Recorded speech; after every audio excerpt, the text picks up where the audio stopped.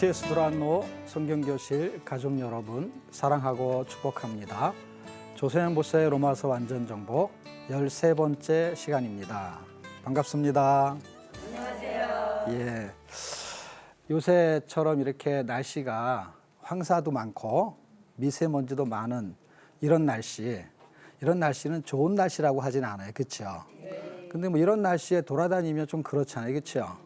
이런 날씨는 어떤 날씨냐? 로마서 공부하기 좋은 날씨죠. 예. 그런 날씨에 우리가 로마서 공부를 한번 해보면 좋겠습니다. 자, 벌써 13번째 시간이 되었는데요. 예, 완전 정복 팁을 한 3가지 정도 준비했거든요. 한번 이제 시간이 얼마 안 남았어요. 한 4번밖에 안 남아서 전체적으로 정리가 필요해서 이 내용을 암송하면 되게 좋은데 한 번이라도 읽어보면 되게 도움이 될 것 같아요. 자, 사람이라는 주어를 가지고 모든 사람들, 이 땅에 있는 모든 사람들에게는 반드시 구원이 필요해요. 뭐 예전에 설명할 때는 10원 말고 구원 이런 얘기도 한 적이 있어요. 근데 구원을 받은 사람을 우리는 성도라고 합니다. 그렇죠? 네. 성도에게도 필요한 게 있는데 그게 뭐냐면 거룩한 삶이 이제는 필요하게 되는 거죠. 이 2가지의 이야기를 지금 로마서가 해주려고 합니다. 자, 그럼 구원을 받으려면 어떻게 되느냐 할 때 믿음으로 구원을 받게 된다라는 얘기고요. 거룩해지려면 그럼 어떻게 해야 되느냐? 순종을 해야 된다는 것이죠. 왜냐하면 사람의 거룩은 하나님의 거룩하고 달라요. 그래서 하나님의 거룩에 들어가려면 순종을 통해서만 하나님의 거룩 안에 들어갈 수가 있고 믿음을 통해서만 구원을 받을 수 있다라는 내용을 전개시키고 있습니다. 자, 구조가 있는데요. 로마서는 총 16장으로 되어 있습니다. 그런데 이렇게 4개의 구조로 살펴볼 수가 있어요. 자, 1장에서 4장까지는 믿음에 대한 이야기를 하는 거고요. 5장에서 8장까지는 성령을 통해서 거룩해지는 이야기를 전개시켜 나가고요. 9장에서 11장까지는 누가 구원하느냐 하는 이야기를 합니다. 사실은 9장에서 11장까지 이야기는 하나님이 우리를 구원하시는 거예요. 그래서 구원의 계획을 갖고 계세요. 그래서 구원자가 누구냐 하는 이야기고 마지막으로 12장부터 16장 우리가 이제 이 내용 마지막 부분에 와 있는 거죠. 누가 순종하는 거냐 할 때 성도가 순종하게 되는 것이죠. 자, 구원의 계획은 결국 예수 그리스도를 통해서 구원하시겠다 하는 이야기를 가지고 있는데요. 9장에 보게 되면 7절에 씨에 대한 이야기를 합니다. 그러니까 씨를 통해서 구원하겠다 하는 이야기죠. 그 씨는 성경을 보면 이삭으로 나와 있는데 눈에 보이는 씨는 이삭이지만 눈에 보이지 않는 이삭은 그리스도를 말하는 겁니다. 그리스도를 통해서 구원하겠다는 이야기고요. 자, 하나님이 그렇게 선택을 하시고 10장에 오면은 10장 17절에 그리스도의 말씀이라는 그런 문장이 있는데요. 하나님의 열심이죠. 그리스도의 말씀의 복음을 열심히 전하시겠다라는 이야기죠. 여기서 이제 복음을 전하는 거고요. 자, 그리고 마지막에 11장 26절에는 시온에서 구원자가 나온다 하는 이야기를 합니다. 그 구원자가 결국 누구냐 할 때 예수 그리스도를 말하는 것이죠. 자, 하나님은 우리를 구원하세요. 근데 누구를 통해서? 예수 그리스도를 통해서 구원하시겠다 하는 그런 계획 속에서 우리가 구원을 딱 받게 되면 이제부터는 우리가 어떻게 살아야 되느냐? 순종으로 살아야 되는데 그거를 산 제물이라고 말합니다. 이게 로마서 12장 1절부터 출발해요. 그래서 12장부터 16장까지 가는 동안에 산 제물이 어떤 형태로 나타난지를 설명하는 거예요. 그러니까 내가 죽고 예수님이 살아나시는, 그러니까 예수로 사는 형태가 어떤 거냐 할 때 12장에서는 어떤 형태로 나타나냐면 사랑으로 나타나는데 어떤 사랑이냐면 원수를 사랑하는 거예요. 그런데 13장에 가게 되면은 이웃을 사랑하는 것으로 나타나요. 이웃을 사랑하면 율법이 완성이다 이렇게 말합니다. 자, 14장으로 가게 되면은 이 믿음이 연약한 사람들이 있어요. 그 믿음이 연약한 사람들을 좀 용납해 줘야 되지 않냐. 연약한 사람들을 받아내는 게 이것도 쉬운 게 아니에요, 사실은요. 이 앞에서부터 어려운 부분이 진행이 되지만 사실은 용납하는 것도 쉽지 않고요. 이웃을 사랑하는 거, 원수를 사랑하는 거 되게 어렵습니다. 그렇다고 해서 이게 쉬운 것도 아니에요. 자, 그런데 15장에 가게 되면은 연약한 사람들의 약점이 또 있어요. 그 약점을 믿음 있는 사람들이 담당해 줘야 되는 거거든요. 그리고 마지막에는 결론에 도달하게 되는 것입니다. 자, 이런 이야기가 전체 구조를 가지고 있고요. 이 내용은 한 4주 동안에 조금씩 반복하면 좀 도움이 될 것 같습니다. 자, 이제 로마서 16 제목이라는 건 뭐냐면요. 16장으로 돼 있잖아요. 제목을 만들어 본 거예요. 구조는 이렇게 4개의 구조를 가지고 있잖아요. 4개의 구조 속에 믿음을 얻는 거는 사람이 얻는 거죠. 그런데 어떻게 해서 어떤 걸 얻어야 되냐 할 때 하나님의 복음을 듣고 믿어야 되는 거잖아요. 그 복음 안에 있는 내용이 뭐냐면 하나님의 심판과 구원이에요. 그런데 하나님의 언약이 기준인 거예요. 결국은 사람은 하나님의 복음을 믿어야 되는데 언약을 믿는 것이죠. 약속을 믿는 것이죠. 자, 그럼 구원이 발생해요. 구원이 발생한 성도는 하나님하고는 화평해야 돼요. 자, 이게 다 한 장식이에요. 하나님의 복음, 이게 1장. 하나님의 심판, 2장. 하나님의 구원, 3장. 하나님의 약속, 4장. 이렇게 되는 거예요. 이걸 문장화시키면은 한 번에 외울 수가 있지요. 자, 성도는 하나님과 화평하는 건 5장이고요. 그리스도와 연합하는 거는 6장. 율법에서 자유하는 거는 7장. 성령에서 거룩하는 거는 8장. 이렇게 되는 것이죠. 그래서 성령이 중요한 주제를 끌고 가는 거고요. 자, 그 다음에 하나님이 하실 일이 있는데 구원을 하셔야 되죠. 어떻게? 구원에 대한 하나님의 선택. 이건 9장. 구원에 대한 하나님의 열심. 이거는 10장. 구원에 대한 하나님의 주권. 이거는 11장. 이렇게 됩니다. 자, 12장부터 이제 성도가 해야 될 일이 등장하는 거예요. 이제는요. 성도는 하나님의 기쁨으로 사는 거예요. 그래서 12장에는 뭐라고 나오냐면요. 하나님을 기쁘시게 하는 게 산 제물이다. 이렇게 말합니다. 그러려면 이게 12장이죠. 13장에서 오늘 배울 내용이죠. 그렇죠? 우리는 하나님의 일꾼으로서 하나님을 기쁘시게 한다는 거예요. 근데 일꾼이 어디에서? 하나님의 나라에서. 이게 14장이고요. 자, 어떤 일을 하냐면 사람의 일도 있지만 하나님의 일이 있어요. 이게 15장. 그리고 마지막으로 하나님께 순종하는 결론을 내는 게 16장. 이렇게 제목으로 전체를 한번 살펴볼 수가 있습니다. 자, 조선의 모세 로마서 13강은 13장입니다. 제목을 한번 읽어보겠는데 제가 위에 줄에 읽으면 여러분이 밑에 줄을 한번 읽어주시면 됩니다. 로마서 13강. 하나님의 일꾼. 예, 우리는 하나님의 일꾼이에요. 예. 자, 지난주에 배웠던 이야기거든요. 지난주에 배웠던 것은 하나님의 기쁨이죠. 하나님의 기쁨. 자, 하나님의 기쁨 전반적인 거에는 전반 부분에는요. 영적 예배의 기쁨이죠. 어떻게 하면 기쁘냐? 산 제물로 살면 기쁘게 되는 거죠. 그래서 산 제물로 사는 게 어떤 거냐는 거죠. 1절에서 8절까지를 잘 살펴보게 되면 섬김의 본을 따라서 은사를 활용하는 것이죠. 자, 이렇게 사는 것이 이제 뒷부분에는 어떤 내용으로 전개되냐면요. 선을 행하는 기쁨으로 전개돼요. 그러면 선을 행하는 기쁨은 산 제물의 열매가 등장해야 되는데 여기는 원수를 사랑하는 내용이 나왔거든요. 근데 원수가 두 종류가 있었다 그랬어요. 첫 번째 원수는 예수 안 믿는 원수. 두 번째 원수는 예수 믿는 원수. 자, 그러면 예수 안 믿는 원수를 어떻게 사랑하느냐 할 때 예수 안 믿는 원수는 전도하는 거예요. 근데 예수 믿는 원수는 이미 전도가 됐잖아요. 그 사람하고 원수지간이 되면 어떻게 하냐 할 때 내가 먼저 은혜 받는 거죠. 은혜 받는 사람이 악수할 수가 있는 거죠. 화해할 수가 있는 것이죠. 자, 이제 오늘 배울 내용입니다. 로마서 13장 하나님의 일꾼. 자, 우리는 이제 하나님의 일꾼이에요. 근데 이 땅에 우리가 하나님의 일꾼으로 사는데 전반부에 나오는 이야기는 세상 권세에 복종을 해야 된다는 이야기예요. 그래서 정직한 권세자, 이게 세상 권세거든요. 그것도 하나님의 일꾼이라는 거예요. 하나님이 세웠다는 거예요. 그런데 세상법을 지키는 준법 정신이 필요하다는 거죠. 이 부분이 우리에게도 필요한 부분이죠. 이 부분을 좀 다루게 될 거고요.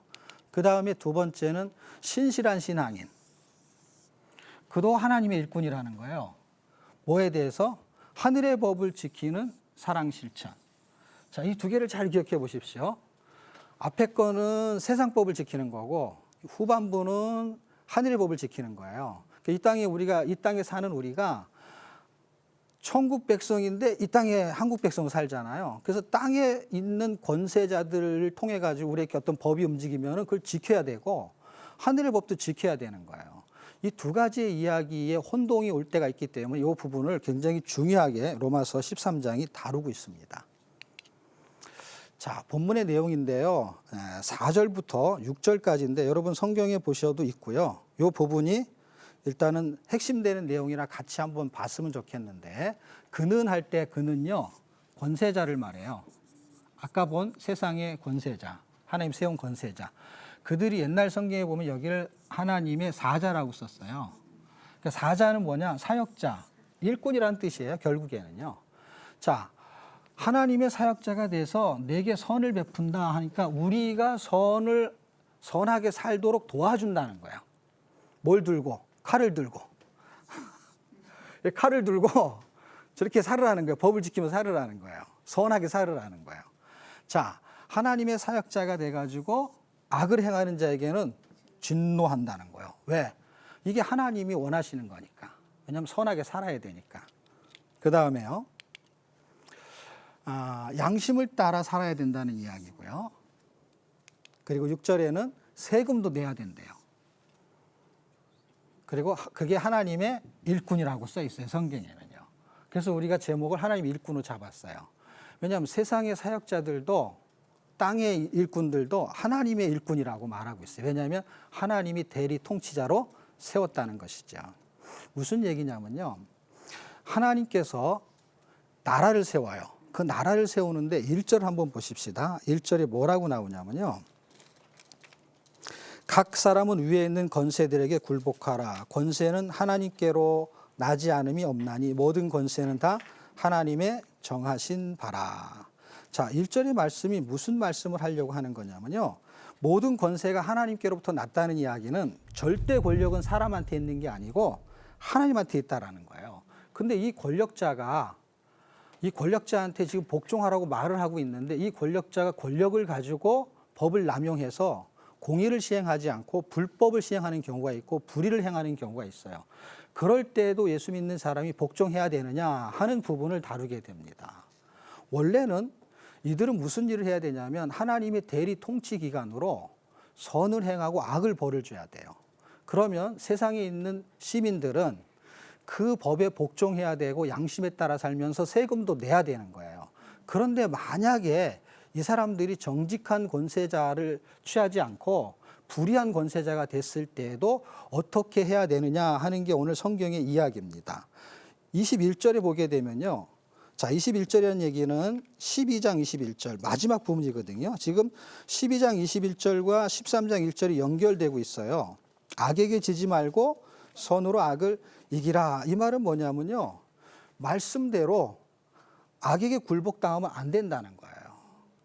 저쪽이 우리한테 불의한 일을 행하기를 권력을 가지고 힘을 다해서 쓰면 우리는 반대로 힘써서 그것을 이겨내야 된다는 것이 성경에 대한 이야기입니다. 그러면 어떤 논리가 성립이 되냐면 이런 거예요. 우리는 세상 시민 중에 한 시민이죠. 하나님의 백성이지만 왜냐하면 세상 속에 사는 그리스도인이에요. 그래서 복종의 의무가 있어요. 그런데 그 의무가 있는 건 아까 말한 대로 그렇게 복종하면서 살아야 돼요. 세금도 내야 돼요. 그런데 세상 시민으로 살면서 불복종할 수 있는 권리가 있다라는 거예요. 이 권리가 굉장히 성경적인 부분을 좀 설명해 보려고 합니다. 13절, 4절 한번 보겠어요. 13장 4절.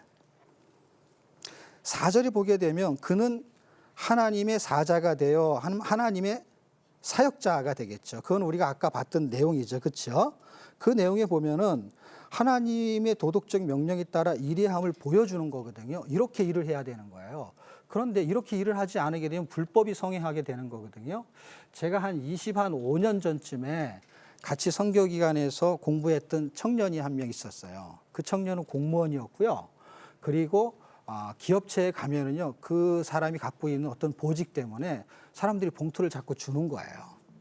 뭐라고 말하긴 곤란하지만 어쨌든 봉투를 줘요. 그래서 말단 직원이었는데 봉투를 받으니까 너무 좋은 거예요.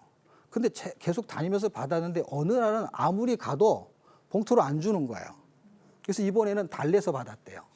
처음에는 줘서 받았고 나중에는 달래서 받았대요. 왜 그랬냐면 그 청년은 시골에 노 부모님을 모시고 있었는데 자기가 타는 월급으로는 자기 먹고 살고 부모를 모시기가 되게 어려웠는데 우연찮게 누가 봉투를 자꾸 주는 그걸 계속 받다 보니까 이걸로 부모님을 잘 모실 수 있었던 거예요. 그런데 어느 날 그가 하나님의 복음의 말씀을 정확하게 듣게 됐어요. 이게 불법이라는 걸 알게 됐어요.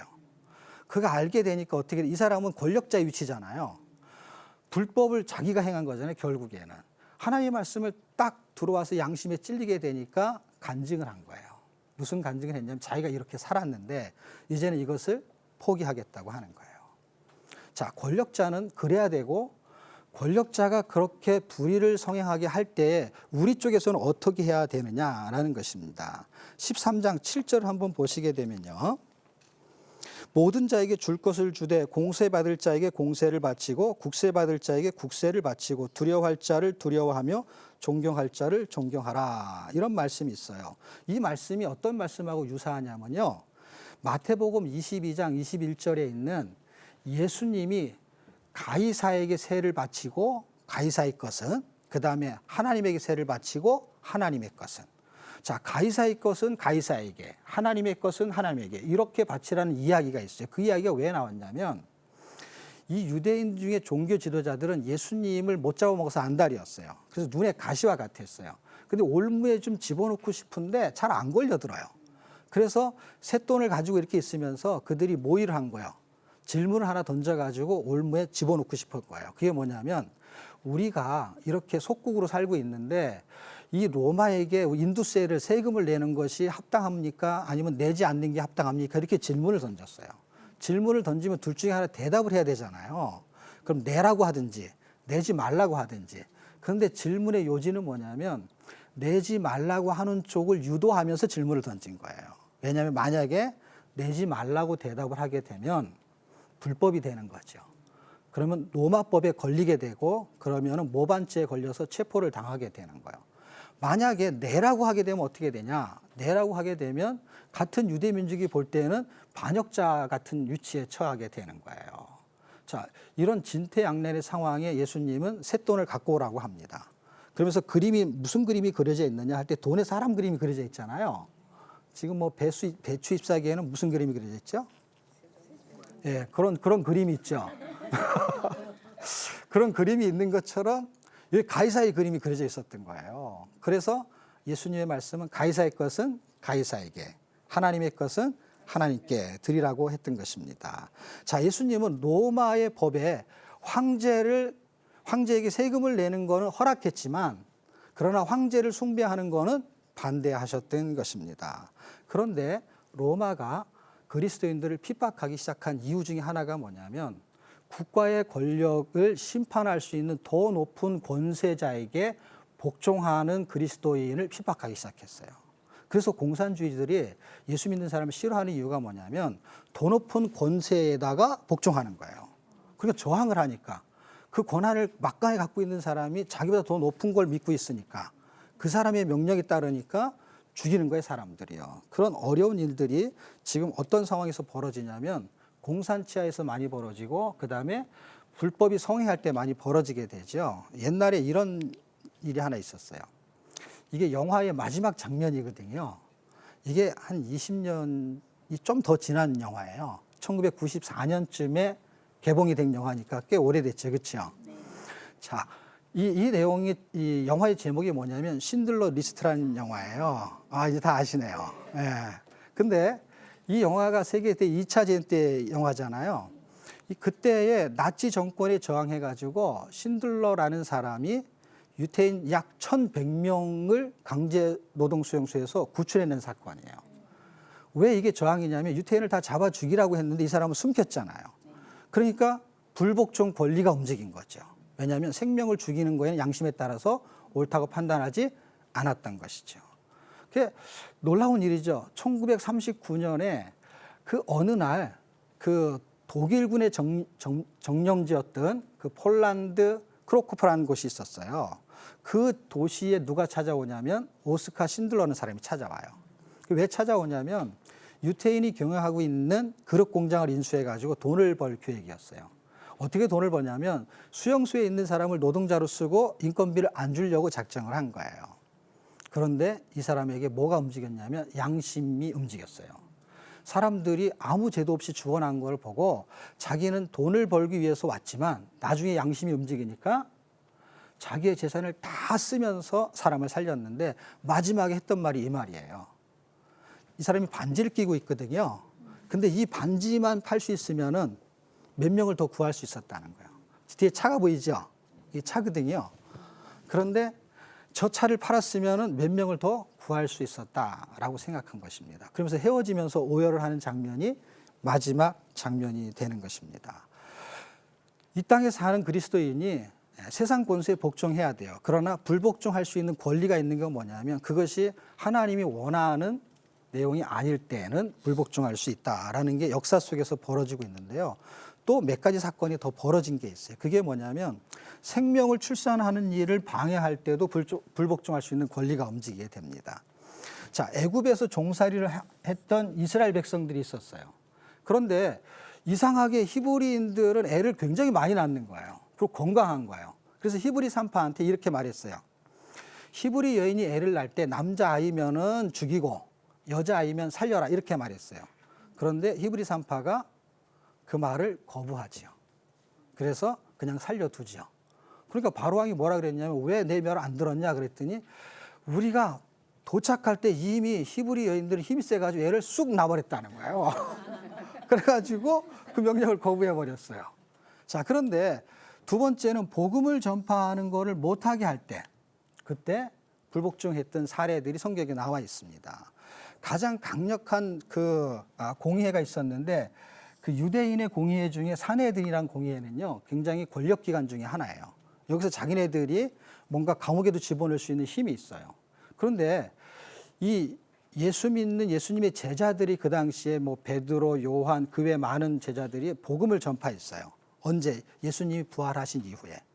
그런데 복음을 전하니까 사람들이 3,000명, 5,000명 예수를 믿기 시작한 거예요. 그때 이 사람들이 뭐라 그랬냐면은 예수 이름으로 복음을 전하는 걸 하지 말아라 이렇게 말했어요. 그때 베드로와 요한이 뭐라 그랬냐면 우리가 너희 말 듣는 게 옳으냐 하나님 말 듣는 게 옳으냐 너희가 판단해봐라. 그러면서 계속 복음을 전하기를 작정을 하게 됐죠. 그럼 무슨 일이 벌어졌어요? 감옥에 가죠. 자, 세상 법을 따르면은 별일이 없는데 세상 법을 따르자니 하나님의 법이 무시당하게 돼요. 그래서 하나님의 법을 지키려면은 세상 법을 어겨야 돼요. 이게 진퇴양난이죠. 이럴 때 어떻게 하면 좋을까요? 지금 세상 법을 안 지키면 감옥에 가게 생기고 또 세상 법을 지키면은 복음을 전파하거나 사람을 죽여야 되고 어떻게 해야 됩니까? 그냥 입 다물고 있으면 되겠죠. 입을 꽉 다물고 있네요. 어떻게 해야 되느냐? 보세요. 세상법이 있어요. 이걸 무조건 안 하면서 별일이 안 생기면 괜찮은데 감옥에 보내면 이걸 안 할 수도 없고 할 수도 없고 굉장히 곤란해요. 근데 예수 믿는 사람이 하늘법을 또 안 지킬 수도 없어요. 그렇죠? 이런 일이 벌어질 때 나타나는 일이 뭐냐면 감옥 가는 일이 다반사인 거예요. 지금. 근데 준수하는 방법 뭐냐? 법대로. 이게 해답이에요.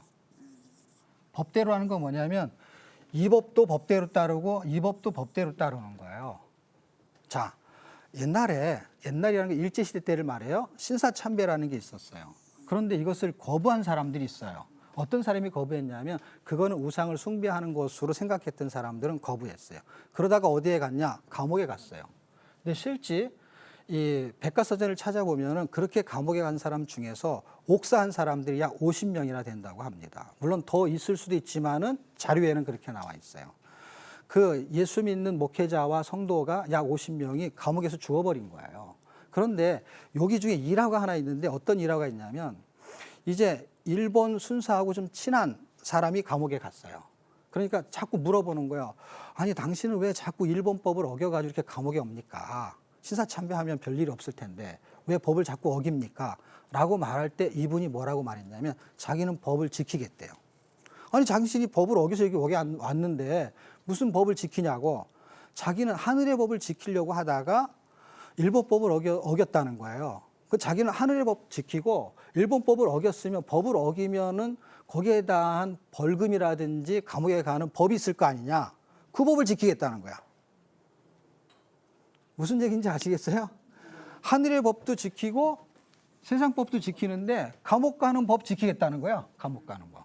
그 자기는 감옥에 앉아 있는 거는 뭘 지키고 있는 거예요? 법을 지키고 있는 거예요. 어떤 법? 일본 법을. 그리고 신사참배를 안 한 건 무슨 법을 지킨 거예요? 하늘의 법을 지킨 거예요, 이 사람은요. 야, 이런 법이 있더라고요. 그런데 감옥에 가야 돼요. 감옥에 가면 이걸 지키는 거예요.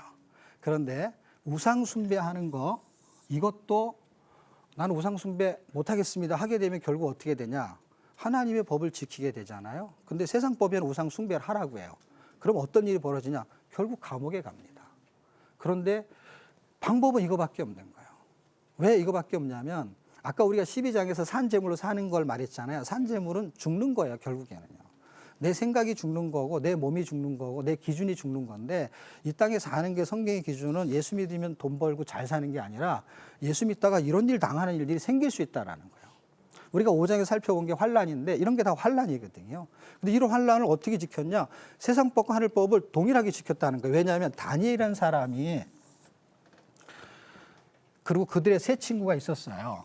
이 두 사람 중에 우상숭배에 크게 해당되는 사람은 지금 다니엘의 세 친구거든요.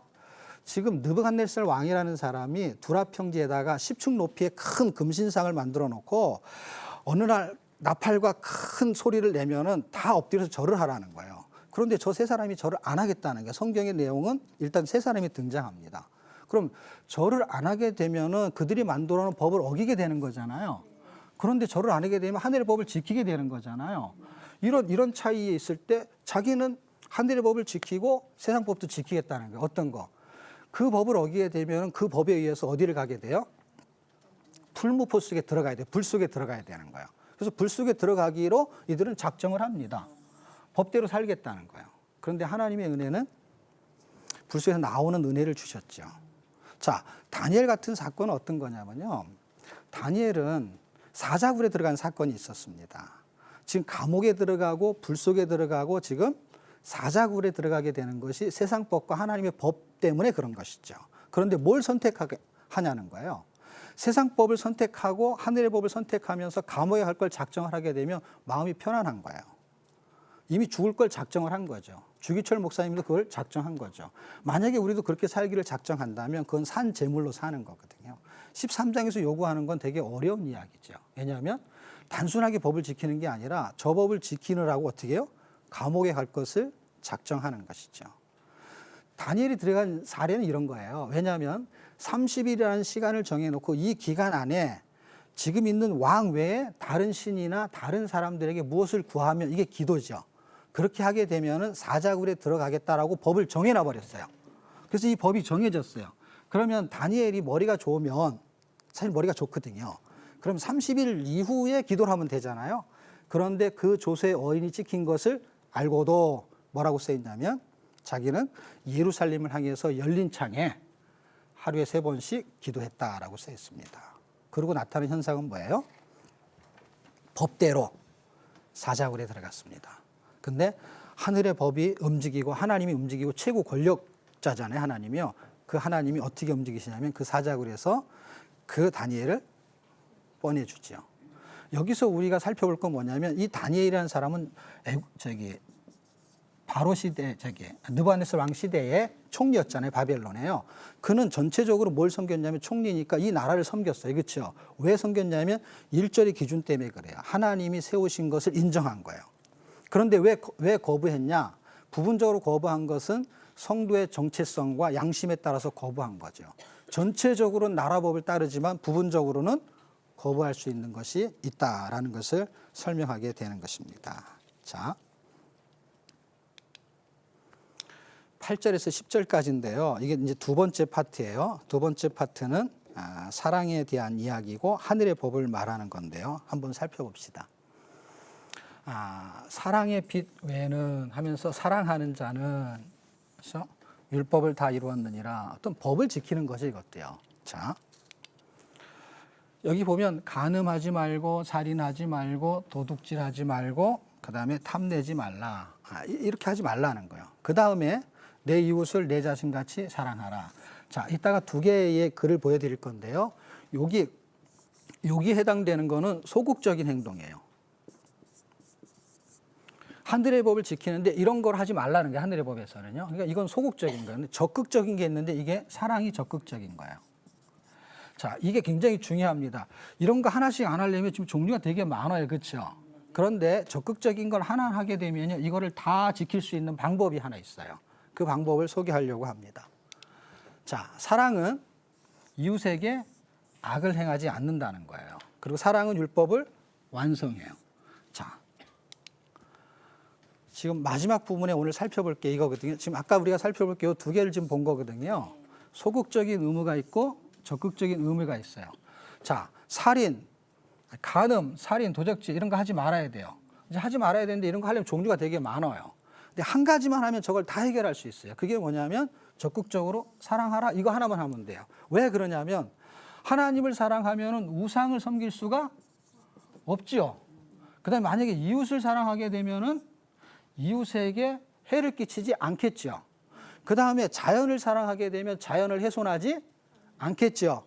그다음에 동물을 사랑하면은 동물을 학대하지 않겠죠. 그러니까 사랑하면은 악을 행하지 않는다라는 말이 결론인 거예요. 알고 봤더니 종류가 많은 것 같은데 많은 게 아니라 한 가지만 하면 되는 거예요. 지금 이 부분도 한 가지만 하면 돼요. 적극적인 거에 초점을 지금 잡고 있는 거거든요. 그러면 지금 동물을 사랑한다, 자연을 사랑한다. 이게 사실은 사랑이라는 것이 이것 하나님의 은혜거든요. 어린아이가 엄마하고 대화를 나누는 걸 제가 유튜브에 잠깐 봤어요. 근데 이제 외국 아이예요. 아주 조그만 아이가 키도 작아서 이렇게 조그매요. 근데 그 아이가 막 울먹이면서 얘기하는 거예요. 자기는 식탁에 올라온 치킨하고 다른 고기들을 안 먹겠대요. 그러니까 엄마가 외국 그런 고기들이 주로 주 음식이잖아요. 근데 엄마가 물어보는 거야, 황당해가지고. 왜 안 먹냐? 그랬더니 그 아이가 뭐라 그러는지 아세요? 그 동물들은 자기한테 해를 끼친 적이 없대. 그리고 뭐라 그러는지 아세요? 그 동물은 오븐에 올라가는 걸 원하지 않을 거래. 숯불구이 되는 거 원하지 않는다는 거예요. 그래서 더 재밌는 거는 잠깐 있다가 애가 머뭇거리는데 무슨 얘기해서 머뭇거렸냐면 그러면 생선도 안 먹을 거냐? 머뭇거려서 물어보더라고요. 한참 고민하더니 그것도 안 먹겠대. 왜 안 먹냐? 그것들은 하여튼간 자기한테 해를 안 끼친대. 저는 그걸 뭘로 봤냐면 그냥 사랑인 거죠. 그렇죠? 그걸 만난 적도 없잖아요. 그냥 그가 해를 끼치지 않는다는 거예요. 여기서 지금 이웃을 사랑하면 이웃에 악을 행하지 않는다라는 거예요. 이게 키를 갖고 있다는 걸 알게 됐어요. 종류가 굉장히 많아서 우리가 지켜야 될 게 너무 많은 것 같지만 지금 성경에서 사랑은 율법의 완성이다라는 말이 이거 하나로 깨달아졌어요. 아, 사랑하면 그 사람한테 어려움을 당하게 하거나 악을 행할 일이 없구나. 근데 이 사랑이 쉬운 건 아니지만 방법은 우리가 찾았어요. 그렇죠? 아, 사랑하는 거구나. 자, 그런데 뒷부분에 있는 내용을 한번 살펴보려고 하는데 이 뒷부분의 내용은 이런 내용입니다. 어디냐면요. 성경 구절 한번 볼게요. 11절부터 14절에 있는 마지막 부분인데요. 이 마지막 부분에서 13절에 보면은 방탕, 술 취하지 말고 음란, 호색하지 말고 쟁투와 시기하지 말고 이렇게 하지 말라는 거예요. 그러면서 14절에는 그리스도로 옷 입고 그러면서 12절에는 빛의 갑옷을 입고 하면서 두 개를 가지고 이것을 해결하는 방법을 성경에 기록해 놨어요. 소극적인 성화가 있고 적극적인 성화로 둘로 나눠 놨거든요, 제가. 그때 소극적인 성화는 뭐냐면 예수 믿는 사람이 하나님의 자녀가 돼서 하나님의 법을 지키는데 하나님의 법은 사랑이에요. 이 사랑을 가해야 돼요. 그러면서 이런 거 안 하면 돼요. 그런데 이것도 하지 말래요. 방탕하게 살아도 안 되고 술 취해도 안 되고 음란, 호세, 쟁투, 시기 이런 거 하지 말래요. 근데 이런 거 하지 말라고 했는데 이 말씀을 누가 한 방에 깨달았냐면 어거스틴 사람이 이걸 보고 깨달았어요. 그래서 그는 정말로 이것을 하지 않는 사람으로 세워졌어요. 그렇게 세워진 그가 빛의 갑옷을 입은 상태가 나타났어요. 그리고 그리스도로 옷 입는 상태가 나타났어요. 이게 뭐냐면 빛의 갑옷과 그리스도로 옷 입는 것을 동일시시키고 있는 거거든요. 지금 이게 같은 거라는 얘기를 하는 거예요. 그럼 요거하고 대비해서 사랑하면 이것을 해결할 수 있는 것처럼 빛의 갑옷을 입으면 이걸 해결할 수 있는 게 위에 있는 것을요. 그럼 빛의 갑옷과 그리스도로 옮기는 게 무슨 뜻인지를 이해하기만 하면 되거든요. 자, 그 내용은 아주 간단합니다. 여러분 다 옷을 입고 있잖아요. 그런데 옷을 잘 입으면 옷이 날개야 이런 말 들어보셨죠? 네, 옷이 날개. 네, 이게 뭐 천사가 입는 옷도 아니고. 그런데 예비군들한테 예비군 군복을 입혀놓잖아요. 그럼 이상한 행동을 해요. 아무데나 오줌 싸고 그 다음에 경우에 합당한 행동을 하지 않아요. 멀쩡한 사람들이. 그 옷이 어떤 영향력을 행사하는 게 맞는 것 같아요. 정장을 하잖아요. 그럼 신사다운 행동을 한대요. 거룩한 옷을 입으면 거룩하게 행동할 동기부여가 된다고 합니다. 그런데 우리가 돈이 좀 있으면은 어떤 옷을 사 입냐면 명품 옷을 사 입어요. 근데 명품 옷은 왜 사 입죠? 뭐 없어서 몰라요? 명품 옷을 사 입는 거는 이렇게 추우면은 따뜻한 옷을 사 입는 거고 더우면은 좀 얇은 옷 사 입는 거하고 좀 다른 거죠. 명품은요. 왜냐하면 좀 비싸니까. 그 명품을 사 입는 거는 이유가 있대요. 그게 뭐냐면 자기를 돋보이게 하려는 거죠. 그 다음에 자기 부러움의 대상이 되고 싶은 거예요. 자, 그러면 그렇게 하고 싶은데 돈이 없는 사람은 뭘 사냐면 짝퉁을 사는 거죠. 예, 그 차이예요. 알고 봤더니. 그런데 옷은 어떤 것을 만드냐면요.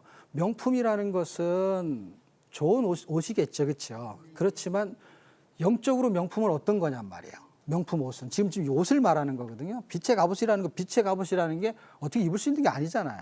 그 다음에 그리스도로 옷 입는 게 그리스도가 옷이 아니잖아요. 저건 뭔가 비유를 설명하는 거잖아요. 그래서 제가 옷을 가지고 저걸 설명해 내려고 하는 거거든요.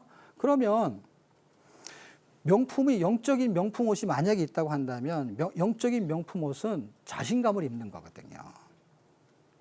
이런 옷은 아니지만 자신감을 입는 거야. 내가 자신감을 갖는 거예요. 그게 예수로 옷 입는 거거든요.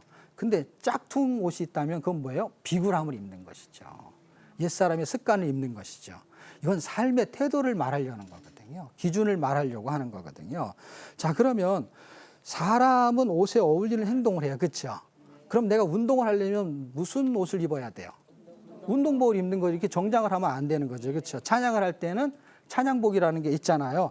파티할 때는 파티복이 있고 그런 걸 입는 것이죠. 그런데 만약에 음란하고 방탕하고 호색하고 이런 거를 하려고 목적한 사람은 옷도 저런 거 입는 거 아시죠? 옷도 모양이 틀려요. 아예 음란하려고 작정한 사람은 옷을 그렇게 입어요. 옷 자체가 그렇잖아요. 그렇죠? 그러니까 어떤 사람들은 자기를 거룩하게 보이려고 할 때 입는 옷이 있고 자기를 막되게 보일 때 입는 옷이 있는 것을 우리가 옷으로도 구별을 하잖아요. 그렇죠? 자, 그런 걸 볼 때 거룩하게 살려면은 거룩한 옷을 입어야 되는데 거룩한 옷이 뭐냐는 거죠. 그것은 빛의 갑옷을 입는 것이고요. 그리스도로 옮긴다는 건 뭐냐면 그리스도를 옷처럼 입는다라는 뜻이에요. 그리스도를 입는 것이 아니고 그리스도를 옷처럼 입는 것이 옷처럼. 그러면 옷처럼 입는 거가 나타나는 두 가지의 현상이 있는데 그 두 가지 현상이 뭐냐면 하나는 빛의 갑옷을 입는 거, 하나는 믿음의 갑옷을 입는 거예요. 하나는 믿음의 갑옷. 또 하나는 사랑의 갑옷을 입는 거예요.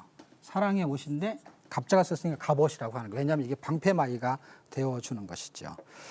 자, 사무엘상 17장에 보면은요, 다윗이라는 사람이 나와요. 그 다윗이라는 사람이 나오는데 이렇게 보니까 전쟁을 하고 있는 거예요. 무슨 전쟁을 해서 봤더니 블레셋 군대하고 이스라엘 군대하고 전쟁을 하려고 양쪽에 서가지고 대결을 하고 있는데 골리앗이라는 사람이 등장해가지고 싸움을 막 도두고 있는 거예요. 그런데 이쪽에서 아무도 대항할 사람이 나오지 않아요. 왜 나오지 않냐면 너무 큰 거예요, 골리앗이요. 그러니까 이스라엘 백성들은, 군사들은 뭐라고 생각했냐면 골리앗이 너무 크기 때문에 이길 수 없다고 생각을 했어요. 그런데 다윗이 등장해서 자기가 싸우겠다는 거예요. 그런데 너무 조그만 애가 나오니까 뭔가를 옷을 입혀야 되니까 사울이 입었던 갑옷이 있었어요. 사울왕이. 그 갑옷을 입혔는데 잘 안 맞는 거예요. 그래서 사울왕이 입었던 갑옷을 벗어던지고 믿음의 갑옷을 입었어요. 빛의 갑옷을 입었어요. 비유로 들자면. 그게 뭐냐면 골리앗한테 한 이야기가 있어요. 너는 칼과 창과 단창으로 나오지만 나는 만군의 여호와의 이름으로 나간다라는 것은 그는 믿음으로 나간다는 거예요. 사람들은 이렇게 말해요. 이 다윗이라는 사람이 물맷돌을 잘 던져가지고 맞췄다라고 생각하는데 다윗은 그렇게 말하지 않았어요. 어떻게 해요? 나는 물맷돌로 나간다 이러지 않고 만군의 여호와의 이름으로 나간다 이렇게 말했다는 것은 만군의 여호와의 이름이 너 큰 골리앗을 이길 수 있다 이 말이니까 믿음의 갑옷을 입은 것이죠. 사울의 갑옷을 입은 게 아니라 믿음의 갑옷을 입었어요. 그는 왜 그를 이길 수 있었냐? 믿음도 있었지만 이렇게 생각했어요. 여러분, 축구 골대가 굉장히 커요. 그런데 골키퍼도 없어. 그러면 여러분이 골을 넣을 수 있을까요? 없을까요? 뻥 차면은요. 왜냐하면 그쪽으로만 차면 그냥 무조건 들어가게 돼 있어요. 너무너무 큰 사람이 서 있으니까 다윗은 어떻게 생각했냐면 그냥 아무렇게나 던져도 맞겠다고 생각이 든 거야. 생각하는 기준이 달라졌어요. 왜냐하면 옷을 입었어요. 어떤 믿음의 옷을 입으니까 믿음의 옷을 입지 않은 사람은 너무 커서 이길 수 없다고 생각하고 믿음의 옷을 입어버리니까 너무 커서 아무렇게나 던져도 맞출 수 있다고 생각한 거예요. 왜냐하면 저쪽으로만 던지면 맞아. 너무 크니까. 생각 차이가 있습니다. 어떤 차이? 빛의 갑옷은 믿음을 입는 옷과 같은 거예요. 그런데 또 하나, 그것은 사랑을 입는 옷과 같습니다. 사랑을 입는 옷은 어떤 거냐면요. 이런 거예요. 옛날에 그 TV에서요, 할머니, 할아버지가 나와가지고 퀴즈 프로그램에서 이제 천생연분이라는 단어를 이제 빨리빨리 이렇게 단어를 설명을 해주면 안 되고 그걸 맞히게 만드는 거예요. 그래가지고 이 할아버지가 이제 맞히게 만드는 거야, 할머니한테. 그래갖고 우리처럼 사이가 좋은 걸 뭐라 그러지? 그랬더니 할머니가 왼수 이렇게 말해버렸어요. 그러니까 원래 왼수가 정답이 아니니까 뭐라 그랬냐면 아니 두 자 말고 네 자로 그랬더니 할머니가 하는 말이 평생 왼수 이렇게 말해버렸어요. 여러분 사랑의 옷을 입게 되면요 말은 그렇게 하는데 이 두 사람이 표정이나 얼굴이나 같이 그 프로에 나온 것 자체가 왼수면 나올 리가 없어. 저는 무슨 그거 봤거든요. 제가 진짜로 그거를 봤는데 그들의 표정이 너무 재밌어 이렇게. 왜냐하면 왼수한테 왼수 그러면 표정이 어땠냐면 굳어지고 눈 표정도 그렇고 얼굴도 그렇고 이게 도끼가 있거든요. 근데 그 말하는 게 단어만 왼수지 그냥 그게 천생연분인 거야 그 사람한테는. 그게 완전 코미디를 보는 것 같았어요. 결론이 뭐냐면요. 사랑을 옷을 입게 되면요. 말은 그렇게 하더라도 사실 이게 프로니까 그렇게 말한 거겠죠.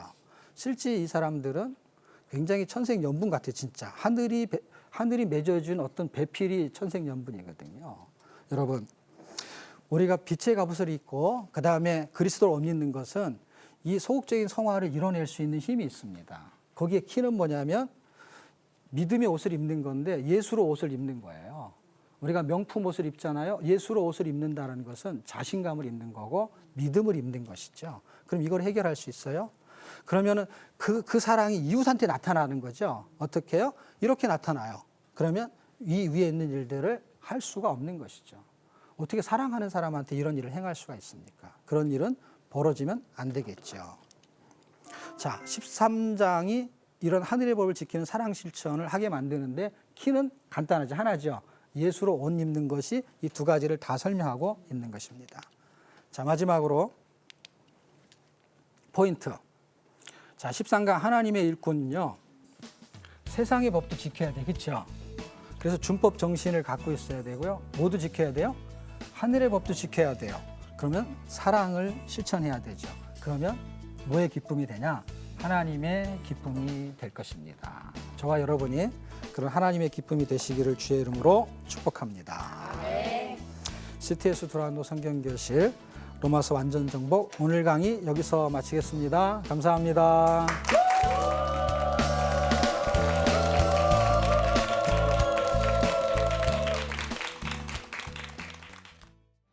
이 프로그램은 CTS 방송가족의 사랑과 후원으로 제작되었습니다. 후원 전화 02-6333-1003번, ARS 060-800-1111번으로 전화 주세요.